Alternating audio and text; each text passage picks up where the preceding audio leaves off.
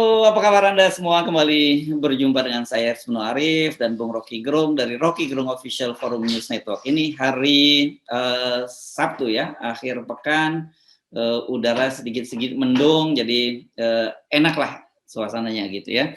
Dan saya kira banyak sekali, meskipun hari akhir pekan, banyak juga isu-isu yang sangat menarik yang perlu kita bahas ya. Kemarin ketika memberikan pengarahan kepada Satkerwil ya, Satuan Kerja Wilayah ini, polisi ya, terutama itu Satkerwil itu saya kira mungkin Kapolres, Kapolda gitu ya. Itu Pak Jokowi mengingatkan bahwa jangan sensi ini polisi-polisi dengan moral langsung ada mural langsung dihapus gitu, atau sedikit-sedikit lapor dan sebagainya. Dia sendiri merasa bahwa saya sering dihina, nggak ada masalah kan gitu. Nah, ini saya kira statement yang menarik dari Pak Jokowi ini. Ya, itu keren tuh, ini presiden keren soal begituan tuh. Jadi ini pembicaraan ringan, tapi Pak Jokowi udah kehabisan bahan untuk bicara hal yang berat-berat kan.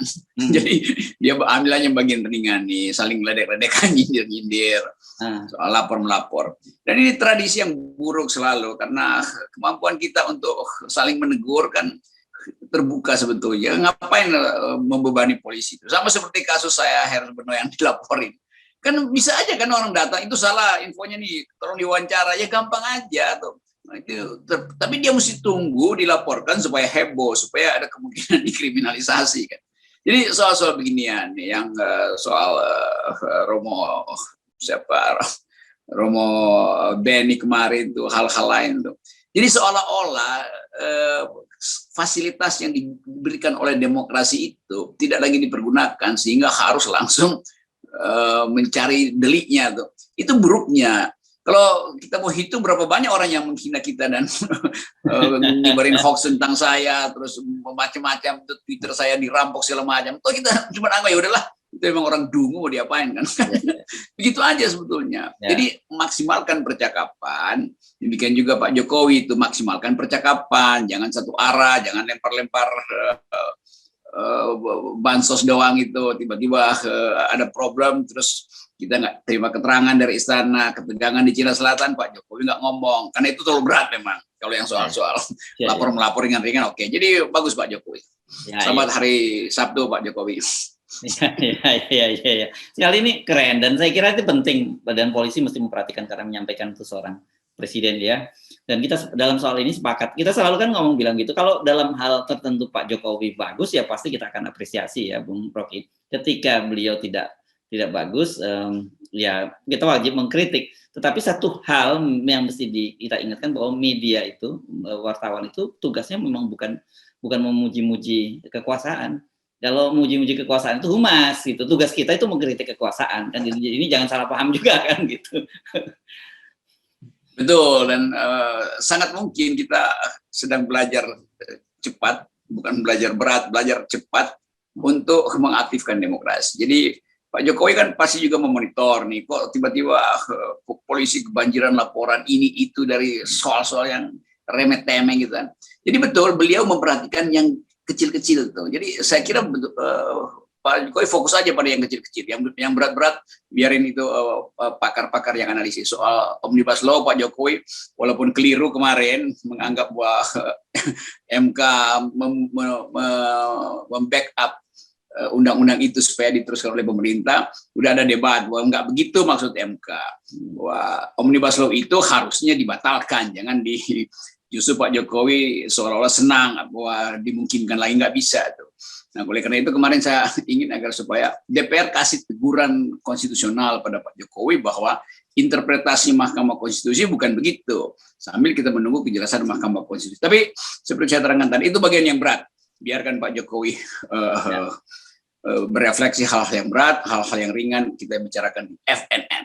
Ya, oke. Nah, sekarang kaitannya dengan kepolisian, masih dengan kelanjutan kepolisian, dan saya kira juga ini lagi-lagi karena kalau bagus ya kita apresiasi. Ini tentang kemarin rencana merekrut 57 orang pegawai KPK yang dinyatakan tidak lolos tes wawasan kebangsaan. Saya pikir tadinya ini cuma bercanda, ternyata serius loh. Ini bahkan sampai sudah diundangkan di lembaran negara. Jadi tahapannya sampai serius. Nah, tinggal menunggu ini karena saya membaca komentar dari mereka juga positif juga gitu, Bung Rocky. Ini gimana ya? Jangan menarik ini saya kira fenomena ini kalau terwujud.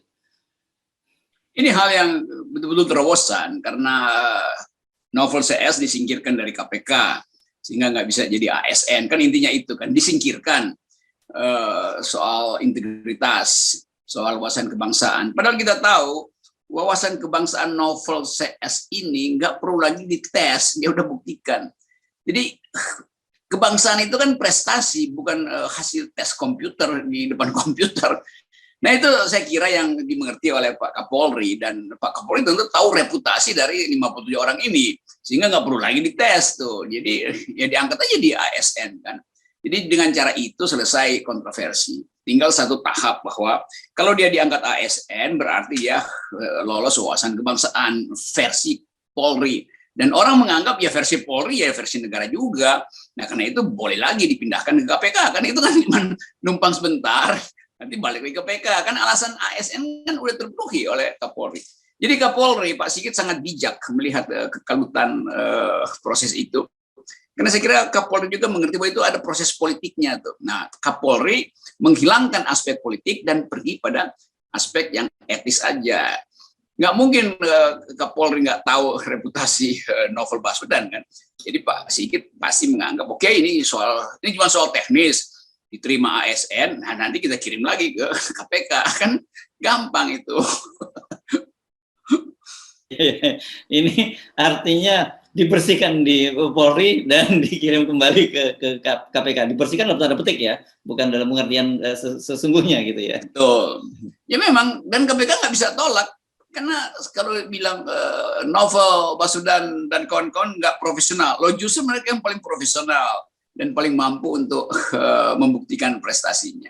Dia bukan ASN, sekarang udah ASN, jadi nggak ada hak lagi KPK menolak. Kalau dibilang keahlian Novel Baswedan, Novel Baswedan itu bisa nangkap orang di luar negeri dalam status orang itu hendak melawan, melarikan diri. Lain kalau nangkap orang yang memang mau menyerahkan diri, itu tinggal dijemput. Kan biasanya begitu kan, Menteri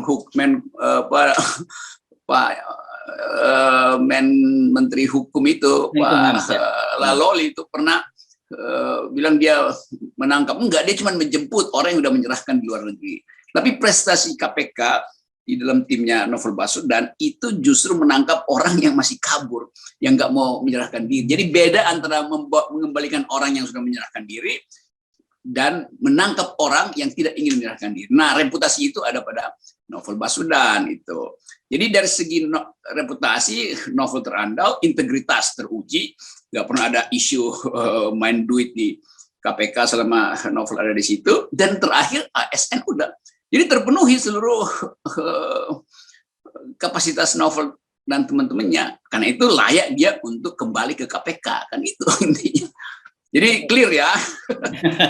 Nggak, tapi saya terkejut dua kali. Pertama waktu ide dari Pak Sigit waktu itu ya, yang menjadikan mereka ketika dinyatakan sudah tidak lolos karena nggak lolos tes wawasan kebangsaan, jadi BAKN pun menyatakan bahwa ini memang tidak layak untuk menjadi ASN. Kemudian tiba-tiba Pak Sigit membuat terobosan itu. Saya pikir itu tadi sekedar manuver politik saja. Ternyata tidak lanjutin. Tapi kedua, saya lebih terkejut lagi. Ternyata 57 orang ini juga menyambut positif. Nah ini gimana ini memahaminya ini, Bang Rocky? Itu namanya ada moderatornya tuh, sehingga saling memahami. Dan kita tahu bahwa itu ada yang wise, ada orang bijak di belakang itu, atau sama-sama bijak untuk saling paham bahwa ya sebetulnya ada penyelesaian dan sudah diselesaikan tuh. Jadi sekali lagi kita beri selamat dan salam pada mereka karena akhirnya dihasilkan melalui kemampuan Pak Sigit untuk mengendalikan keadaan dan mencarikan jalan keluar tuh. Nah ini yang kita inginkan supaya Pak Sigit betul-betul paham bahwa publik berada di belakang polisi, kepemimpinan Jenderal Sigit untuk memberantas korupsi. Nah sekaligus saya mau titip soal PCR tuh, dan saya percaya bahwa Pak Sigit tentu memantau bahwa keresahan publik itu udah di ubun-ubun. Jadi bagus juga Pak Sigit. Saya kira Pak Sigit udah kasih sinyal, oke, lanjutkan aja PCR itu kan, PCR gate ini. Walaupun masih samar-samar sinyalnya, tetapi itu konsekuensi menerima Novel Baswedan CS sebagai ASN, tentu dengan penugasan yang masih harus diputuskan, itu artinya menerima kemampuan Novel untuk menyelesaikan PCR Gate. Jadi kita dorong itu. Kan Pak Sigit tahu bahwa Novel yang akan jadi andalan di PCR Gate. Jadi ini bukan kebetulan dia diangkat ASN polisi dan pada saat yang sama memimpin PCR Gate. Tapi inilah yang disebut hukum sejarah, bertemu hukum sejarah untuk menghasilkan ulang Indonesia yang bersih. Ya, nah dengan menerima Novel Baswedan dan kawan-kawan ini kan berarti narasi yang selama ini dibangun, yakni narasi radikalisme itu kan nggak terwujud, nggak ya kan mungkin begitu ya. Tapi anehnya ini kok masih terus berlanjut. Ini saya membaca berita ini Menpan yang menyatakan bahwa dia merasa sangat sedih karena ada 16 orang calon pejabat eselon 1 itu yang keluarganya terpapar radikalisme gitu, mengakses konten-konten radikalisme dan terpaksa mereka nggak bisa mendapatkan jabatan itu dia merasa sedih. Kok saya jadi teringat dengan Orde Baru ya dulu yang misalnya bersih lingkungan dan sebagainya, ini kok sekarang berlaku lagi itu di masa sekarang? Ini hal yang unik juga itu. Kalau diminta misalnya sekarang radikalisme itu akhirnya definisinya mesti kita ubah tuh. Kan Novel Baswedan dituduh radikal, dituduh Taliban gitu. Dan memang benar dia Taliban sekaligus radikal. Karena definisinya berubah. Taliban dan radikal itu adalah orang yang berintegritas, orang yang nggak pernah korupsi, orang yang profesional menjalankan tugasnya tuh. Dan semuanya ada dalam kualifikasi Novel Baswedan. Jadi kita mesti bilang, saya ingin jadi radikal dalam pengertian definisi seperti Novel Baswedan. Jadi kita akhirnya main-main dengan istilah, lalu kita terjebak sendiri kan. Jadi kalau ditanya apa ciri-ciri orang radikal, 1 dia anti korupsi, 2 moralnya bagus, 3 otaknya pinter, 4 dia tidak takut bahkan ketika dianiaya. Jadi itu intinya jadinya. Kita balik-balik juga di situ. Nah, keadaan ini yang sebetulnya membuat istilah itu jadi nggak ada gunanya lagi. Itu mau radikal, Taliban segala macam. Karena pembuktiannya nggak bisa dihadirkan.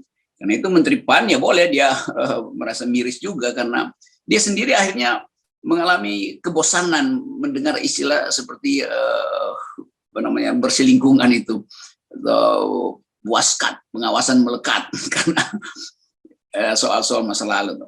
Kita udah masuk di dalam era di mana informasi itu dengan mudah kita akses dan kita bisa bedakan mana yang sifatnya intrik, mana yang sifatnya dengki itu. Nah, pada Novel Baswedan itu intrik dan dengki menyatu, sehingga dia mesti korbankan satu matanya untuk menjadi buta. Tapi dengan buta matanya Novel itu, mata hatinya justru bertambah terang. Dan mata hati itu yang menerangi proses gerakan anti korupsi baru sekarang.